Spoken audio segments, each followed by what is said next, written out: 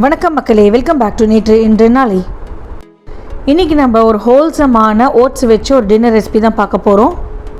இது ரொம்ப ஹெல்த்தி மட்டும் இல்லை, ரொம்பவே டேஸ்டியாக இருக்கும். ஜஸ்ட் பிளெயின் குக்கும்பரோடு தான் நான் சர்வ் பண்ணியிருக்கேன். இது நீங்கள் அப்படியே ஒரு பவுலில் வச்சு சூப் மாதிரி சாப்பிட்லாம். ரொம்பவே ஃபில்லிங்காகவும் இருக்கும். நான் இன்றைக்கி 2.5 கப் ஓட்ஸ் எடுத்திருக்கேன். இந்த மொத்த 2.5 கப் ஓட்ஸுக்குமே நான் 1 ஸ்பூன் எண்ணெய் தான் சேர்க்க போகிறேன். இதில் நான் நிறைய காய்கறிகள் கீரைகள் சேர்க்க போகிறேன். ப்ரோட்டீனுக்கு பருப்பு, அதுக்கப்புறம் கொள்ளும் சேர்த்துக்கிறேன். 1/4 கப் கொள்ளு, 1/4 கப் பாசிப்பருப்பை நல்லா வறுத்துட்டு தண்ணியில் நல்லா அலம்பிட்டு அதுக்கப்புறம் ப்ரெஷர் குக்கரில் வச்சு குழைய வேக வச்சுக்க போகிறோம். பருப்பு வேகிறதுக்கு தேவையான அளவுக்கு தண்ணி சேர்த்து வேக வச்சுக்கோங்க. அதுக்கப்புறம் ப்ரெஷர் நார்மலாக ரிலீஸ் ஆனதுக்கப்புறம் இதை ஆற விட்டு நம்ம அரைச்சிக்கலாம். கொள்ளு பார்த்திங்கன்னா கோல்டுக்கு, வெயிட் லாஸ்க்குலாம் ரொம்பவே நல்லது. நீங்கள் முளை விட்ட கொள்ளு கூட யூஸ் பண்ணிக்கலாம். ஆனால் நான் இன்றைக்கி நார்மல் கொள்ளு தான் யூஸ் பண்ணியிருக்கேன். கொள்ளு வறுக்கும் போது சீக்கிரமாகவே வெந்துடும். இப்போ ஒரு கடாயில் 1 டீஸ்பூன் எண்ணெய் சேர்த்துக்கோங்க. எண்ணெய் சூடானதுக்கப்புறம் 1 டேபிள் ஸ்பூன் பூண்டு, 1/2 டேபிள் ஸ்பூன் இஞ்சி, அதுக்கப்புறம் 1 பச்சை மிளகாயை கட் பண்ணி நம்ம வதக்கிக்கலாம்.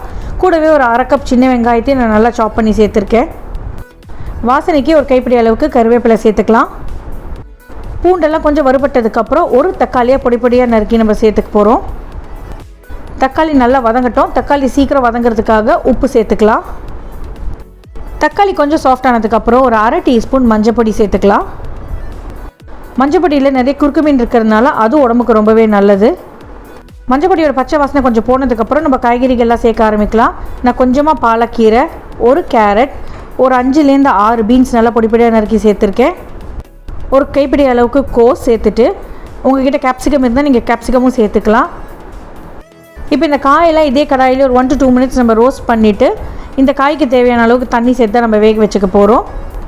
நான் ஒரு கைப்பிடி அளவு காலிஃப்ளவர் கொஞ்சம் லேட்டாக சேர்த்துருக்கேன். ஏன்னா அது ஏற்கனவே வெந்நீரில் போட்டு வேக வச்சுருக்கிறதுனால நான் லேட்டாக ஸ்டேஜில் சேர்த்துருக்கேன். காயெல்லாம் எவ்வளோ ஃபைனாக சாப் பண்ண முடியுமோ அவ்வளோ ஃபைனாக சாப் பண்ணிக்கோங்க. உங்களுக்கு சீக்கிரமும் வெந்துடும். அதே மாதிரி ஓட்ஸ் கூடயும் நல்லா ஒத்து போகும். இப்போ இந்த காயை மூடி போட்டு நல்லா வேக வச்சுருங்க, வேகட்டும். அதுக்குள்ளேயும் நம்ம இந்த பாசிப்பருப்பு கொள்ளு வேக வச்சோம் இல்லையா, அது ஆறி இருக்கும். அதை ஒரு பிளெண்டர் ஜாருக்கு மாற்றிட்டு கூடவே 1 டீஸ்பூன் அளவுக்கு மிளகையும் சேர்த்துட்டு நம்ம அரைச்சிக்கலாம். மிளகு உடம்புக்கு ரொம்ப நல்லது. கொள்ளு கொஞ்சம் முழுசாக நிற்கும் போது நம்மளுக்கு பைட் வருங்கிறதுனால நான் அரைச்சிருக்கேன். உங்களுக்கு முழுசாக கடிக்க பிடிக்கும்னா நீங்கள் அப்படியே சேர்த்துக்கலாம்.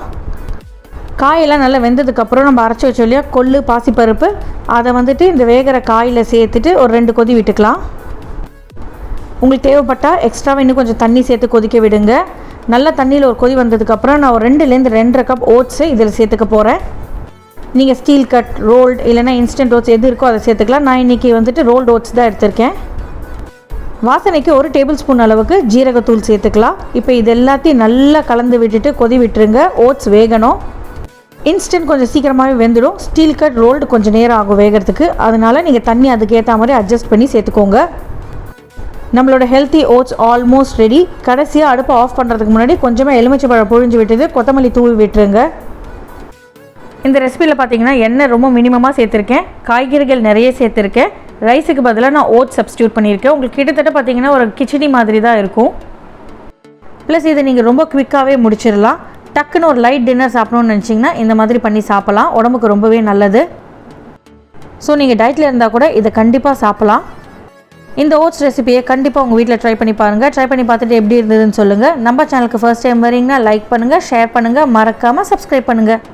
மறுபடியும் ஒரு நல்ல ரெசிபியோடு உங்களை நான் சந்திக்கிறேன். Until then, take care. Bye bye.